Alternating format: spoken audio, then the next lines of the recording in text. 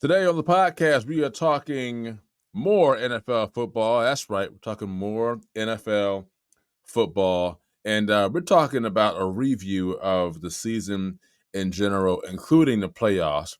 Not Super Bowl, but the playoffs in the season. Fire 8 podcast starts right about now.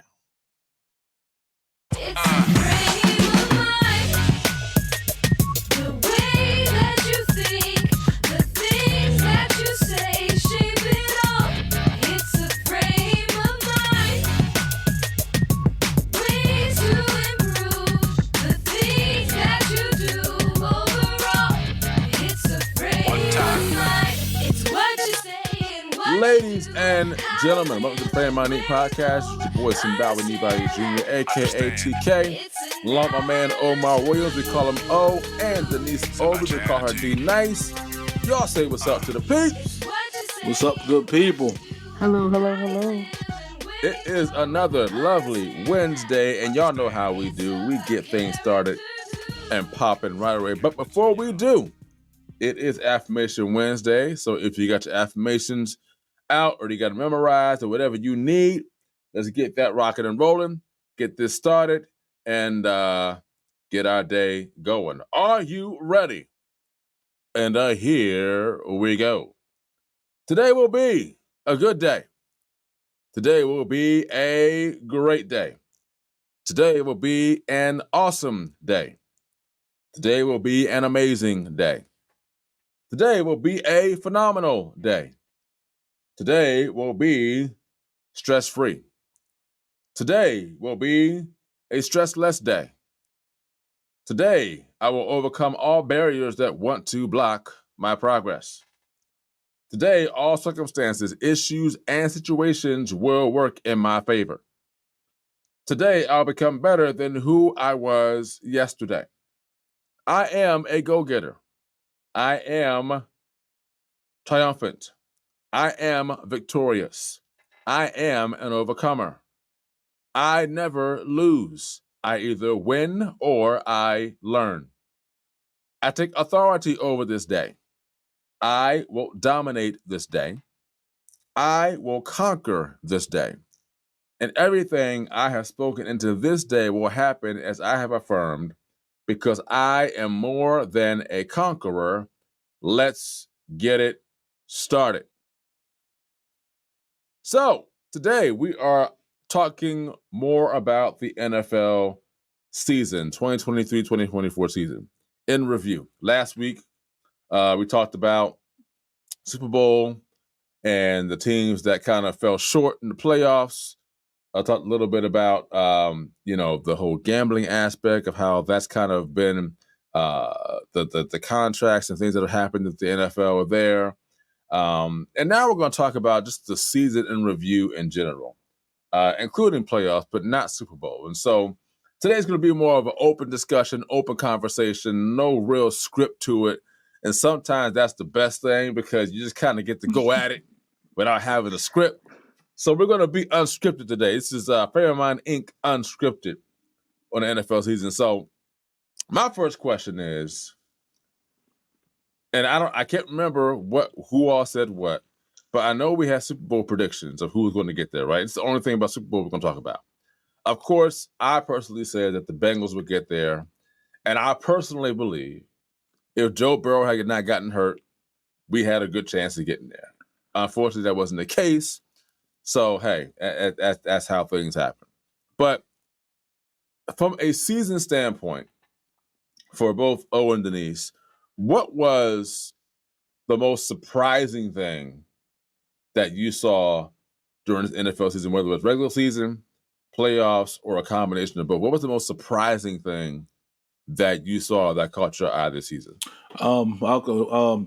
The most surprising thing that caught my eye was how good C.J. Stroud was this year as a rookie and a rookie coach together. So you got two guys, don't know each other, both rookies at their position, and they did fairly well, and they made the playoffs this year. So that was like a pretty good surprise. And actually, I found myself rooting for him. He's really good, and he carries his belief on his back. and he's out there getting the word out. So like that's good to see a young man like that, not ashamed. You know what I mean? So that surprised me the most. They were better than I thought they would be. Also, one more surprise. I didn't think the 49ers would be, or I'll say not even the 49ers, Brock Purdy. Brock Purdy surprised me, brother. I thought Cinderella slipper was going I think it was going to turn into a pumpkin, man. It didn't turn into a pumpkin. He kept the slipper. He kept the slipper on all seasons. So that surprised me. Those are two good surprises. Yeah. Two good ones. All right, what you got, Denise? The Lions was like the biggest surprise for me, and just them. I think because they've always been the underdogs. I don't think as long as I've been alive. I don't know, in previous years, they've always just been the underdog. Like people just don't expect them to be a contender, have Super Bowl, like even get close to the playoffs. And for them to have such a phenomenal season, the coaching staff. And then I'm a huge fan of Zach Ertz. I don't care what anyone says. I'm a huge fan of Zach Ertz. I'm sad that we cut him. But even them recruiting him, I think right before they went to for them, I didn't know it. Team, I believe. Yeah, they recruited him, and I mean it worked, but sadly they didn't make it. But they were the shocker of the season, so that was my prediction. My biggest surprise this season, number one, well, not in particular order, and this might be a surprise to me and not to anyone else. I was actually surprised at how good the Browns defense was. That surprised me. Like, I knew they weren't bad, but I didn't know they were that good. And I think that the Browns defense being as good as it was and the lack of their offense, having, Watson not being there, being out, or being hurt, the Browns could have actually been a dangerous team this year if they had Watson at quarterback. Now, again, he's not Watson like he was with the Texans. We haven't seen that yet, and I'm hoping he can get back to that. I'm not sure, but their defense surprised me. I was surprised at how good their defense was. And then the second thing was I was highly surprised at how early Aaron Rodgers went down. That's a good one. Because I wasn't expecting him to get hurt, but I'm like, on the fourth play of the season, you go down after all that hype, and all the smoke that you brought, you could go down on the fourth play of the season. I was like, they're done. There's nothing else left for the Jets to do. And the thing is, not only did the Jets know that, but everybody else knew that too, including the coach. You could tell by him coaching on the sideline, he had no confidence whatsoever in Zach Wilson. None whatsoever. So those are my two surprises. I'm gonna go back to what O said. He said it was Brock Purdy, right? Was your surprise? And it's just the Texans having a rookie coach and a rookie quarterback that did that good. Okay. Yeah. So Brock Purdy, I'll be honest, I'm not saying that I saw him being this good, but I will say my only caveat is Brock Purdy had some weapons. And I think that's what helped him be as good as he was this year. The Niners, technically, until they lost to Green Bay, and someone correct me if I'm wrong, when they were at 100%, they didn't lose. They didn't lose. When Brock Purdy took over and they were 100%, when everybody offensively was there, they did not lose. And that was surprising to me. Now, again, you stick a quarterback back there like Brock Purdy or whoever who's solid and knows how to get the ball to people. Yeah, things can happen. But again, he had weapons, and I wasn't surprised at how good he was. It's just when the game was on the line and every pass mattered, you saw that, okay, he's not that guy yet. Yeah. But when they ahead and they up, it's like it's sunshine and roses, man. It's like nothing happening. As far as The Texans, I have to give them all the props in the world, man. You got C.J. Stroud. I did not think he was going to be that good out the gate. Because at Ohio State, you were like, I'm like, he can play in NFL. I'm like, but he got some suspect things that's happening that can be fixed. And I'm like, this dude is balling. Then you had a rookie coach on top of that. So look out for the Texans in the future. They can keep that team intact, have a decent draft. They can be on their way. And they're going to be there. As long as they got Stroud, they're going to be there. They're going to be there. Oh. Yeah. I mean, and he's very. No, go ahead, Denise.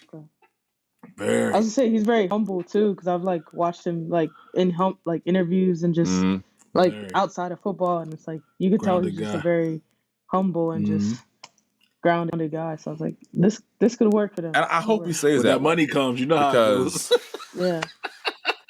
We talked about that in the last show. When that money started coming, that omen is turning into, I got a little bounce in me now. I'm like, hey, smile. So hopefully he stays clean cut. You know what I mean? He ain't got the doo-doo dreads, you know what I mean? No, they coming. I mean? You get paid, you do what you want to do. I pray to God now. Exactly. You coming in with, your jeans halfway up your ankle, you know what I mean? So, let's just hope and pray. CJ Stroud is one of them guys that he stays that way. He stays that way. Then Denise, you talked about, what were your two? You said, what were your two surprises? I'm sorry, tell me again. The Detroit Lions. It was mainly the Lions. Okay, the Lions. Them coming back. I'll be honest with the Lions. That's not what I was going to say. It's not. But you can go ahead and roll with that. That's cool. I'm not going. That's not what I was going to say. Right. I do like their coach. Now, I don't like the fact that he went forward on fourth down so much in that NFC Championship game. That I did not like, because number one, it's the playoffs. You got to take your points. Number two, when you're playing against a team of that caliber, the Niners, that can score points, you got to change your strategy up. You can be who you are, and I respect the fact that he's like, this is who we are, this is what we're going to do. I respect that. But I also understand when you're playing against a team such as the Niners, you got to change your strategy up, and you got to do what needs to be done to win the game, and not just be like, hey, well, we can go for it on fourth down no matter what. It's like, that hurts your team, hurts the defense, and now to get back on the field if they just came off the field. And then when you're not converting, it starts to be questions like, hey, does he really know what he's doing in playoff football? Now, again, if they had gone for it on fourth down and they had gotten those first downs, it'd be a different story, right? That didn't happen, though. You got to take the points where you can against a team of that caliber. But I think the Lions are going to be all right for years to come with him as their coach. I think Jared Goff is the quarterback for that team. Because let's be honest, they have the Niners on the ropes. Yeah. First half. They had them on the ropes. Like, everything was going their way. And I will say this is my opinion. Y'all can, chime in on this if you want.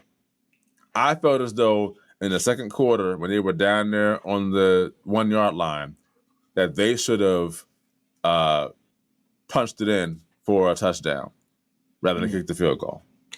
I thought that they should have did that, because you're playing against a team that can score points. Not to mention, the momentum is now still on your side.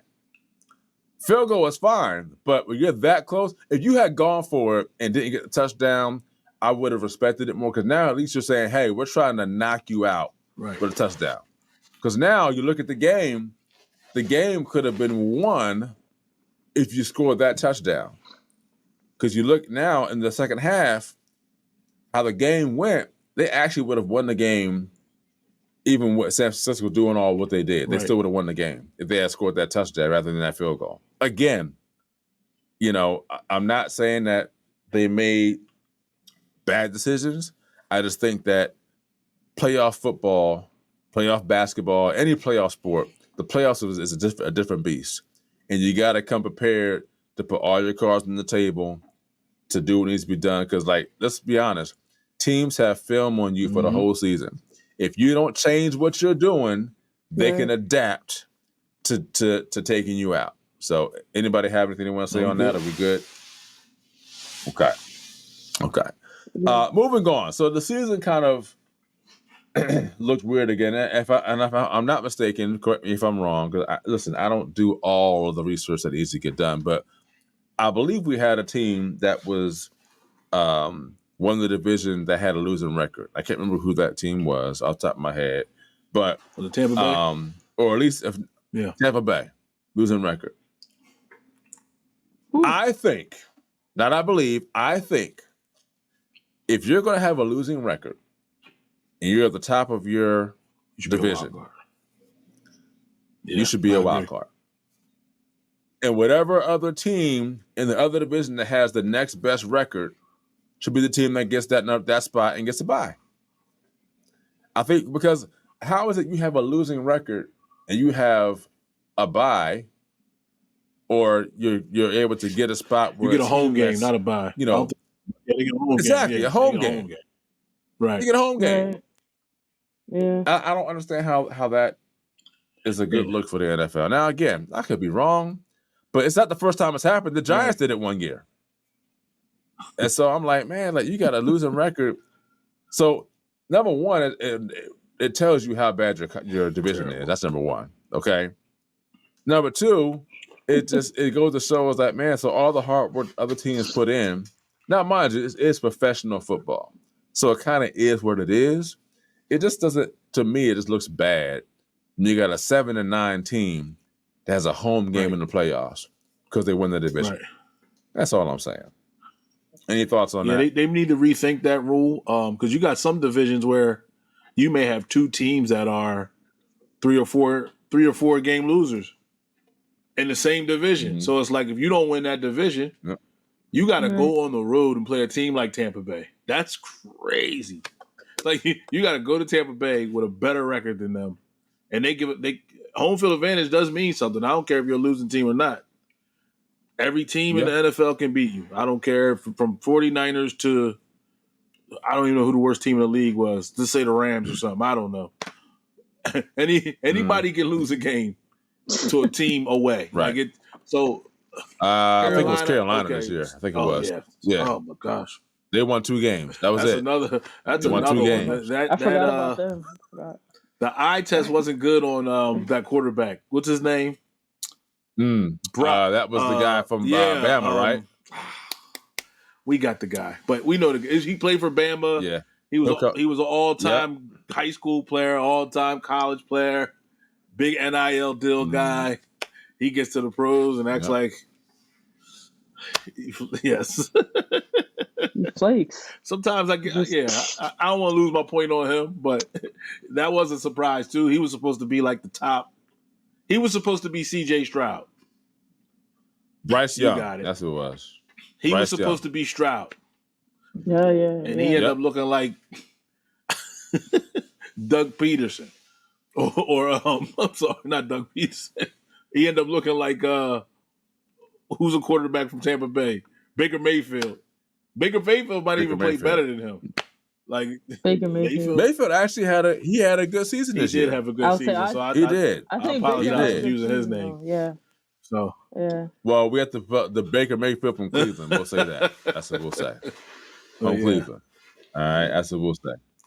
The guy. No, go ahead. Go ahead, Denise. I'll say I would compare Zach Wilson. Zach Wilson, not Rodgers, but Zach Wilson. Ooh. He was the man in the draft too. I loved him. I loved Zach Wilson in the draft. Thought he was the next big thing, and man. Then when he got to the pros, listen, I have to say one thing. I can't compare Bryce Young to Zach Wilson. That's just in a bad way or a good way. What are you saying? No. Zach Wilson is horrible. Bryce Young. Horrible. You think so? No. Zach Wilson got a game. He got a game comeback win this year. But here's my thing. Yeah, he does. Yes, boy, Bryce has none of that. That's true. Bryce Young, there is something wrong in the Carolina Panthers organization. There is something wrong, and so I think I give him the benefit of the doubt. Now that doesn't excuse his play, but there's something wrong with that organization. So I kind of have to have that against him. Zach Wilson, you might have had a couple comeback wins. I'm like, but dude, like a lot of your play was just like, it's almost like he was playing high school. I'm like, what are you doing? Like, I don't. Why are you throwing that pass? It's like, what are you seeing? You know his biggest problem. He has the skill set. He's just scared. Like he gets scared of pressure. So if you put any little bit of something, he's a small guy. So any little bit of pressure he feels, he just starts throwing. He loses it. Like he doesn't have the same poise as he had in college when he wasn't getting touched. He was just standing back there playing flag football. So what you got to see?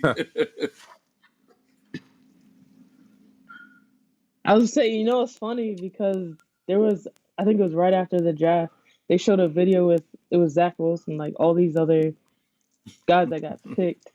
And like he was happy and like, interactive. And then like so many of them started coming around him and he just kind of like froze up and kind of like went into a shell. And I'm like, okay. Like, what is that? What? Yeah, so makes sense. I will say this too, that one thing that I have, and I think this is probably my number one reason why I give Bryce Young the benefit of the doubt.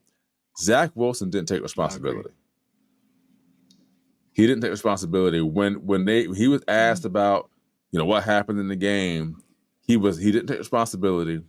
He blamed others, and he felt as though it is like, well, it's not my fault. You are the quarterback of the New York Jets. And you don't take responsibility, they're going to eat you alive. From that moment on, it was like, we want nothing to do with him. That's exactly what they did. This is New York. Right. Yeah, you have to take, not only that, you are a professional football player and a quarterback at that. If anyone takes responsibility, it is you. The ball's in your hands 100% of the time. Between you and the center, both of you touch the ball 100% of the time. On the offensive line, for that matter. From the center to you, to the running back maybe, to a wide receiver. No one touches the ball more than you and the center. And the center, his job is to hike the ball to you. After that, it's up to you to deliver the ball to whoever it goes to. Running back, tight end, wide receiver, whoever. Take off running, whatever. Now, again, I understand, you're not trying to say that everything falls on you. But when it comes to the offense and you're only scoring 7-10 points a game, you got to take some responsibility, especially when the eye test says, why did you throw that ball? Why didn't you take off running? Why didn't you check at the line when you saw a blitz coming? Because now it's like questions are you actually reading the defense correctly? And again, you're a rookie, I get it. But when you got C.J. Stroud and you got Zach Wilson, he ain't come even on, man. No more. But yeah, exactly. That's what so there's the question. It's like, come on, man. Like you've been in the league a year already. Like, come on. So I listen. You just gotta get rid of his fear. But again, yeah, that's a good point to bring up. He just might be a little scared when. Listen, I'll be honest. I played Pee Wee football league, and I played, and so I get it. Like I was one of the bigger kids, but let's be honest. In the NFL, if you don't have the brute and the courage to know, hey, I'm a bad dude too. You got a 300-pound linebacker or defensive end coming at you. That's a bit scary. Yeah. But the question is like, how do you deal with that? You know what I mean? And so, again, I can't say how. I haven't played in the NFL, so I can't give him recommendations. But there needs to be someone to help him to deal with whatever he's dealing with, because that fear is you're going to have a very short career in the NFL. If you're afraid as a quarterback to be in the pocket and having guys come at you. And like, again, you said, he didn't have that happen in college. So in the NFL, and the game is a lot faster in the NFL than it is in college. So you have to react faster. You got to be able to check at the line, see what's happening, know what defenses are coming. Are they blitzing or are they not? Are they going to come or not? What do you need to check to? Is it going to be a handoff, or are you going to now pass the ball? Like, there's trust. What's the call? Like trust is involved. Like they say you got to scale up into the pocket. That's just trusting your line has it blocked. So if you're scared and you don't trust, you run or you throw it away or you throw interception. It's like it's I don't know. Like I said, it's sad to see it because he can play. I think. I'm sorry. I think he can play. No, listen. You made it this far. You can play. The question is, what level of play can you play at? You know? I don't think you can. I don't know. And I think here's one solution, and this is all I got. If you really care about Zach Wilson as a quarterback, and listen, Aaron Rodgers is coming back next year, so he'll be a backup again. But if you really care about he's not coming back next year, Denise. That's your second team. They're not paying him all that money for nothing. That's your second team, Denise. Not that. I'm just not at all. Okay, all right. I'm sorry. Okay. No. If you care about Zach Wilson, I would highly recommend that you hire Drew Brees to mentor him. Drew Brees is a short quarterback who played many years in the NFL, Super Bowl winning quarterback. I'm like, I think would be the perfect mentor for him as a short quarterback playing in a league where it's hard for you to see over the line, where you've got fear, whatever it is. Because now you have someone who's been there, done that, and can relate to maybe to what you're feeling. That's all I got. Only suggestion. That's it. All right. When we come back, we're going to talk a little more about the season and see how, what predictions right now we may have going into the season for next year.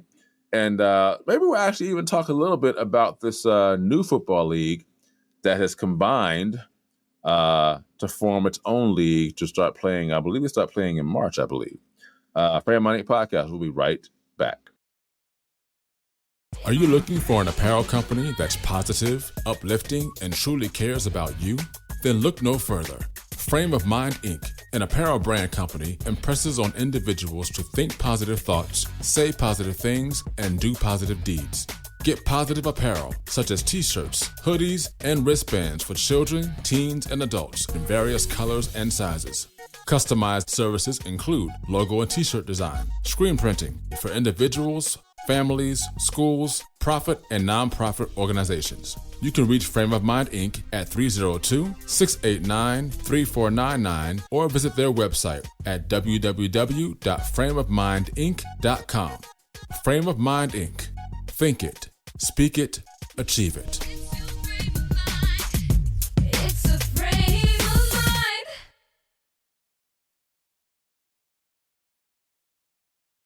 All right, welcome back. Before we left, we were talking about more of the review of the NFL season, what our surprises were, a couple of players that we kind of felt, just might need a little bit of help, getting through the NFL season, and a couple other things we wanted to just kind of say. Again, it's a free-for-all today. There's no script today. It's a Frame of Mind unscripted. So right now, we're going to talk a little more about the season in review. I'm going to talk about my Bengals. All right, real quick, because that's my team. And I'm going to make some points here because I know right now I'm hearing a lot of chatter out there about who the best in the league is at quarterback. Patrick Mahomes is up here and everybody else is down there. I'm going to pull a Stephen A. Smith right now. Let me remind you all of who beat Patrick Mahomes in the playoffs 2 years ago. His name is Joe Burrow, who beat Patrick Mahomes in his house to get to Super Bowl, okay? Mind you, the Bengals have a winning record against the Chiefs since Joe Burrow has been here. A winning record, okay? That's number one. In Joe Burrow's 4 seasons, the 2 seasons that he got hurt, the Bengals did not make the playoffs. The 2 seasons that he stayed healthy, they went to the Super Bowl and the AFC Championship game with a chance to get back to the big dance. All I'm saying is this. We want to talk about Josh Allen, Lamar Jackson, Justin Herbert, who has yet to prove to us that he's kind of like that quarterback. He can play. He can play, but he's got a little more to prove before we put him in that echelon of these great quarterbacks. Excuse me. We're talking about, all these great quarterbacks that Patrick Mahomes is here and everybody else is here. Joe Burrow has already beaten Patrick Mahomes, and he has a winning record against him. He is the only quarterback in the NFL that has a winning record against Patrick Mahomes. So I'm going to say this. If Burrow is healthy throughout the entire season, y'all better look out. That's all I'm saying. Yeah. That's all I'm saying. If anybody has a rebuttal, please say so. Please. You got a rebuttal, Denise? Nah, he's coming back. He's coming back for revenge this season. Like a healthy revenge. Yeah, I don't want to rain on your parade. I love you dearly, brother man. But he's the closest. Yes, he is the closest to Pat Mahomes. But it's levels. It's levels. You give Pat Mahomes Jamar Chase, and they win 3 more Super Bowls. So is it that your guy can't stay hurt, he can't stay healthy, or is it just, or he's not better than Mahomes? Is it, or you think it's because of health? I think it's health. Health, yeah. I think it's health. Now, here's the thing. I'm not saying he's better than Pat Mahomes. I'm not saying that. All I'm saying is that if we're talking about quarterbacks 1, 2, 3, 4, and 5, because right now, here's the thing. Joe Burrow is hurt, so it's kind of like out of sight, out of mind. But I just think that the facts are the facts. The truth is the truth. I think if you're looking at 1 and 2, in my opinion, I know people say I'm being biased, but listen, the numbers and the eye test don't lie. Pat Mahomes is 1, Joe Burrow's number 2. And I don't think that Pat Mahomes, you can say that there's a gap between him and Burrow, but you've got 1 and 2, and I believe everyone else is kind of like, all right, they're trying to make their way up. Josh Allen, he's there. I think that Josh Allen he tries to do too much when the game's on the line. Mm-hmm. And I get the fact he may not have as many weapons as Burrow does, though Mahomes doesn't have the weapons. Mahomes just makes stuff. Mahomes says it's time to win. I'm going to do what has to be done to win. Just that simple. Okay? Burrow, yes, has weapons. At the same time, when other guys were out, Burrow found ways to win games. Now, when Burrow's not there, it's harder for them to win games because he makes the engine go. Josh Allen, I think there's levels to this. So, yeah, Joe Burrow's not on Mahomes' level when there's talking about the different levels to it, but he's definitely that guy that's like on his heels where like Mahomes is like, all right, we're playing the Bengals today. We got to make sure we bring it because we know how this team does. Lamar Jackson, yeah, great season guy. When it comes to the playoffs, that's a different story. Yeah, other quarterbacks, you got Aaron Rodgers coming back next year, but Aaron Rodgers is 39 going on 40. How much more is left in the tank? I don't know. He has to show us what's left in the tank. And you got other quarterbacks in the AFC, NFC.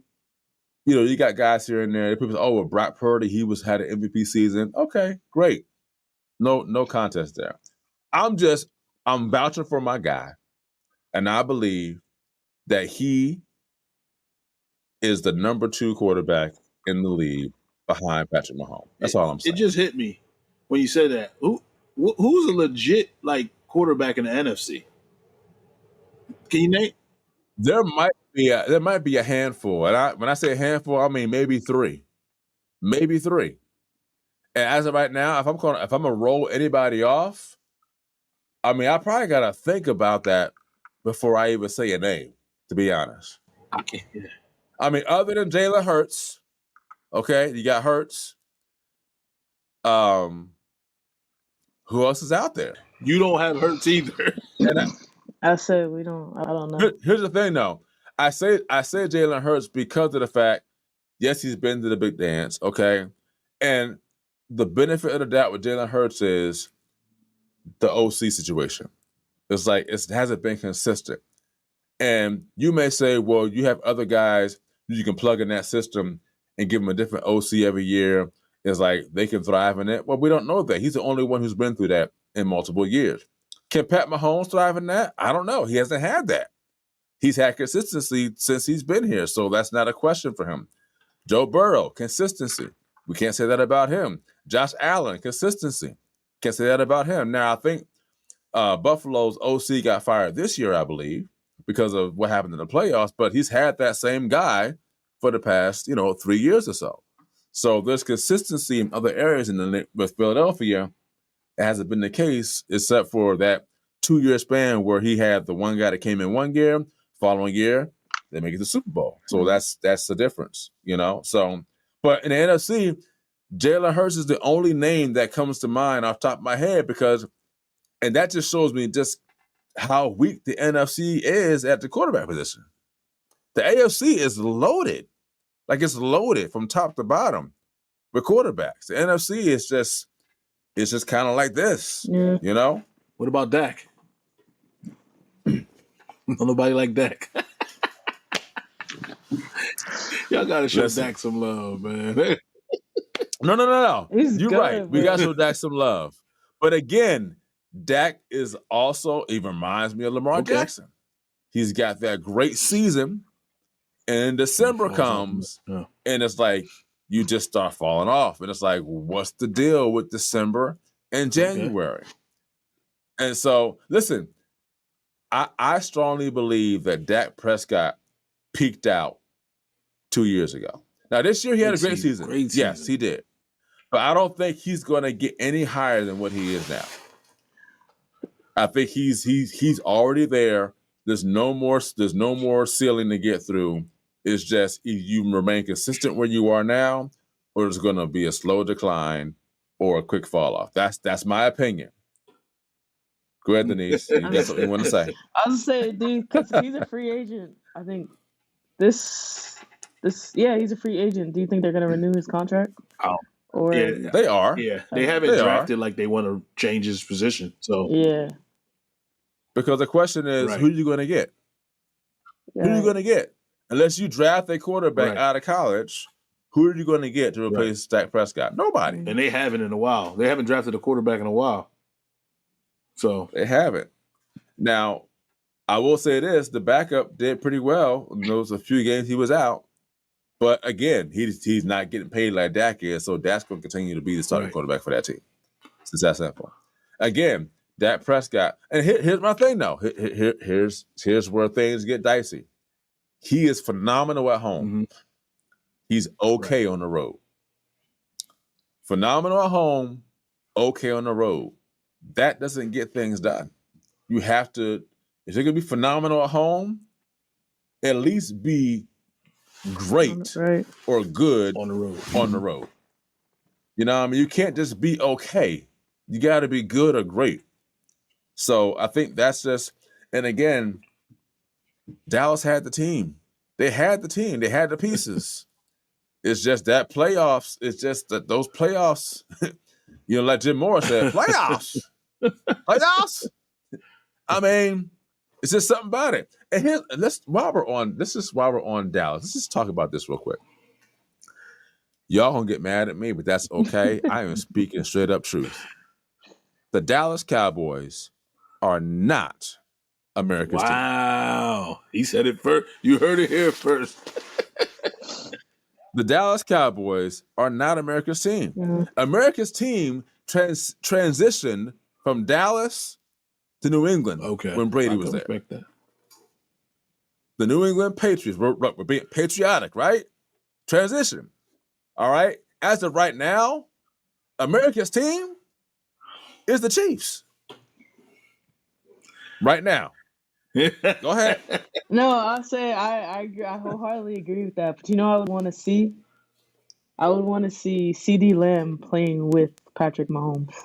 Wow. I would want to see that lineup. before either of them retire or whatever happens. I Wow. would like to see that lineup because I think that would be talk about some weaponry. Yeah, he needs a quarterback.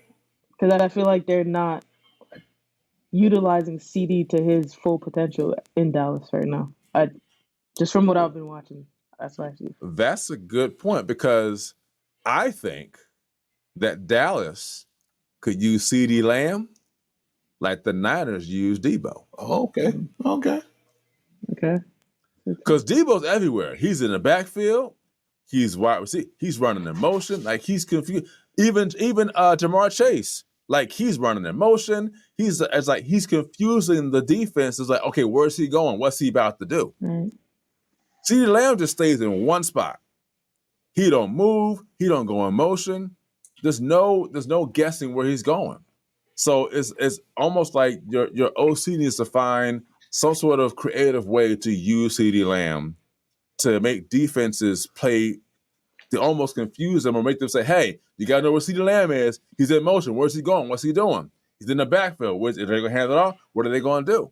So I think if they used him like the Niners used Debo, I think that he would be more effective because now he gets more touches. Okay. And then he also makes the defense be like, okay, you got to know where CeeDee Lamb is at all times. Now, Jamar Chase is a different story because he can be in motion, but Jamar Chase is just his route running and the way he catches the ball. He has separation to where it's like, hey, you could throw the ball Jamar Chase's way. He gonna catch the ball one way or the other.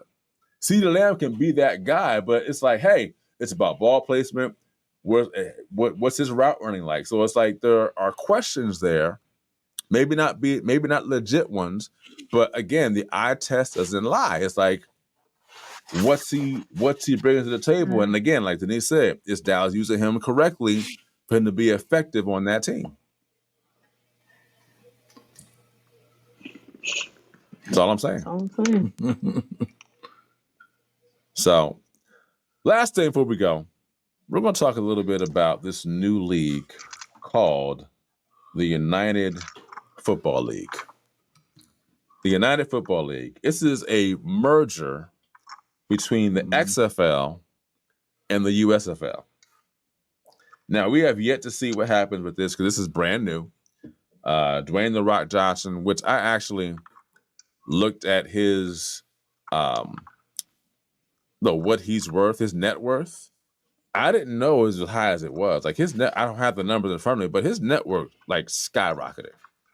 Like him owning the XFL and a couple other things he has ownership of, which I don't have the stuff in front of me. Like his net worth, like he's like a good top 10 in net worth in the world, which is crazy. So now this new merger, I'm not sure how many teams are in it. I'm actually kind of looking at things right now, but what do we think of this new United Football League, bringing the XFL and the USFL together? What are our thoughts on that? No. I think it's good. I think it gives players who say that 36-man roster or 35 person roster, but is that 36 player who necessarily didn't get the shot. So like that gives like teams a chance to like see other contenders. Because honestly, there's people in the NFL that may need more help, but there are people in the XFL that could be in the NFL, but they may have not had as more exposure or recognition. And I think it's a great opportunity for them to do this and market it. Mm-hmm. Yeah, I'll say the same thing. I think it's a great idea for guys who don't get a shot. Right. It's just sometimes you don't get seen, you get overlooked. And it's a few stories of guys. Herschel Walker used to play for the I forget what it was called back in the day, but he wasn't in the NFL initially. He was in another league, and then Warren Moon was in the Canadian League. So like guys, you know what I mean? So guys get opportunities at other places and they get a chance to shine. Only thing I like about these leagues like XFL and USFL, like some of these rules are a little clownish. Like they might have a rule where like the guy can like run from. You ever see arena football where like they can start running towards the line of scrimmage? I feel like that's. I get it, but it's like make it football still. Like let's not change the rules to make it unique. Just make it football. Yeah. But I get it. They're trying to add a little bit more flair. Like remember the XFL? They didn't have their real names on their jerseys. They had like names like Monster and He Hate Me. Remember that guy? Yeah. He Hate Me. And the linebacker's name was like I Hate Me Too. Like it was just they make it clownish. So I hope it's not clownish. Yeah. I hope it's like actual football. I hope it's guys who actually need to get a shot. You know, guys who usually it's the older guys who still think they can play that want to. Tom Brady. Yeah, Tom Brady. Yeah, the guys Tom Brady 2.0. Yeah, they think they still got a shot, but the team's not picking them up. And they go to the XFL or the USFL, and they can become somebody. So I'm all for it. Why not? T.O. might get a look. And see, that's the clown part, though, right? Like, he's 100 years old. Not really, but you know what I'm saying. In football years, he's 100. Listen, but he's still. I'll be honest. T.O. could probably get out there and still play. I say. Now listen. He ain't gonna go out there and smoke nobody. He can go out there and catch some balls, run some routes, you know, and help a team do something. You know what I mean? But we may not want to see that, but he could probably still do it. You know, it's not like the 3-on-3 league that Ice Cube got, where you got the guys, former NFL players, former NBA players playing. Oh, gosh. You know what I mean? So it's not that bad. I'm not saying it's a bad league. It's just that those guys are like, all right, you're definitely in your 40s, in your upper 40s and 50s. Like you're not, you know. But I actually like credit, man. Yeah. Look, he started something that's kind of catching on. So I mean, props to him. Yep. Props to him.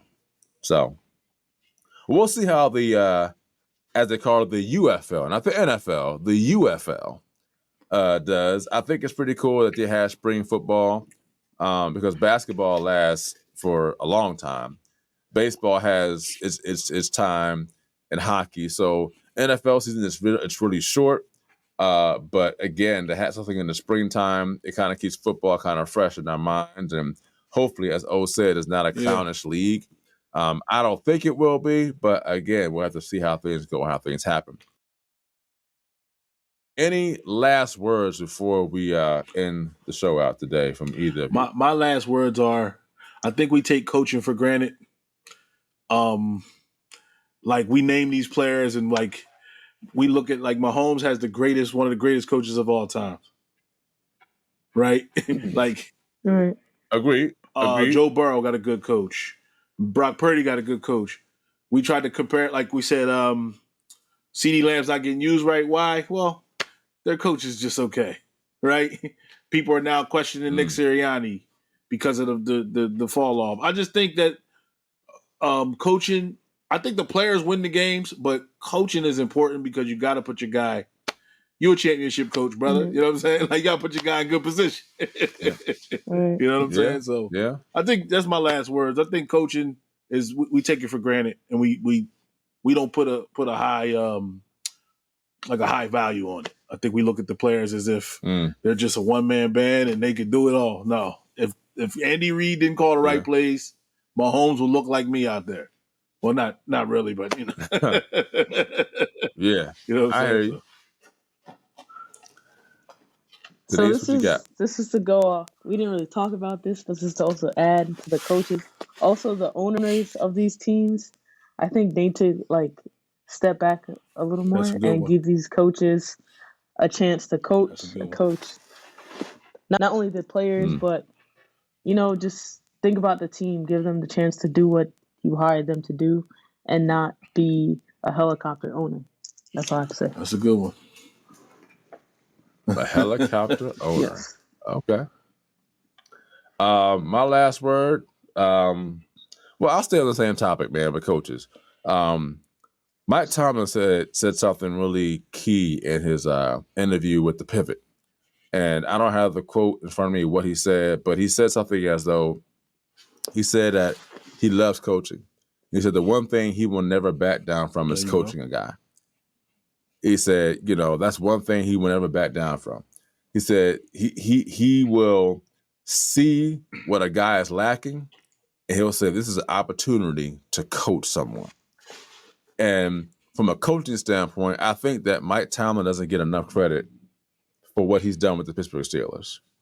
The Steelers have somehow, some way, find a way to have winning seasons and even make it to the playoffs in some seasons. I mean, of course, it's the post-Ben Roethlisberger era.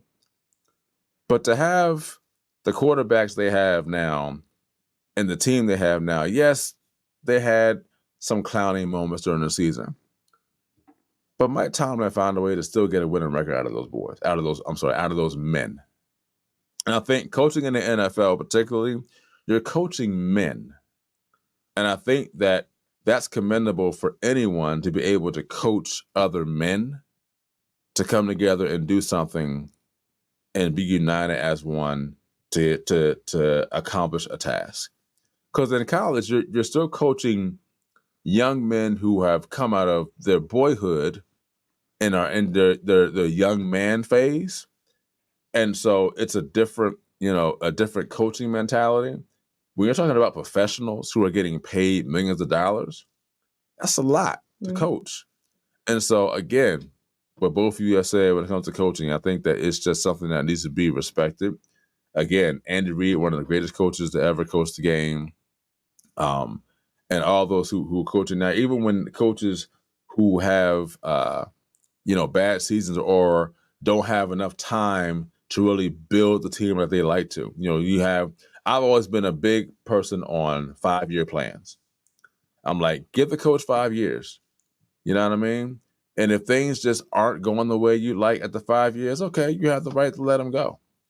Now, again, there are circumstances where it's kind of like, hey, if you're in 3 years, you've only won 6 games as an NFL coach in 3 years, you might not be the guy.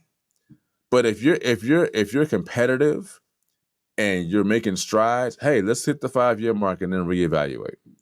My thing is with the Carolina Panthers, if you're 2-14 in the next 2 seasons, you probably need to go. I'm just saying. But if you're 2-14 and then you're 5 and 5-12, and then you're like 7-10, that's progress. All right, we got 2 more years left in the contract. Let's see what happens. You end up in that 5th year, you 10-7. Hey, let's renegotiate. We started out 2-14, now we're 10-7. We got something here. But everybody wants to win now. Everybody wants to have the microwave win now. And I get it. But let's respect our coaches, man. Let's let them coach. Owners be owners, coaches be coaches, players be players. Let's be happy and do things the right way. That's all I'm saying. That was a long closing point. I apologize. I just kind of got into it a little bit and had to say my piece. Anyway, thank you for tuning in, guys. We'll do sports again down the line. We'll have some more beautiful mindset, positive podcasts coming up in the next month or the next few months. And then we'll come back to basketball eventually and kind of talk about that. But that'll be later down the line. We got a lot of good topics coming up in the next few months for you guys. So stay tuned, stay locked in. We're going twice a month. So we were going every week. Now we're going twice a month. So stay locked in. You can always get us on our Facebook page, FFM Podcast. Our Instagram page, same thing, FFM Podcast. If you're catching the replay of any of our videos, you can catch them on our Facebook page. If you're getting replays of the audio, you can go to our website, ffmpodcast.com, or anywhere where podcasts are played and catch us. And for all of you here, thanks for tuning in.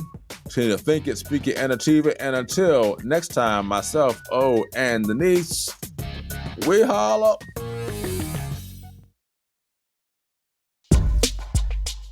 Thank you for joining the Frame of Mind Inc. podcast. And as always, here at Frame of Mind Inc., think positive thoughts, say positive things, and do positive deeds. As our tagline says, think it, speak it, achieve it. See you next time. It's a frame of mind. It's what you say and what you do. Don't forget to check us out on the web at www.frameofmindinc.com, where you can browse our online apparel store, listen to some of our original music and production services, as well as view our videos and projects we've done for our clients and customers.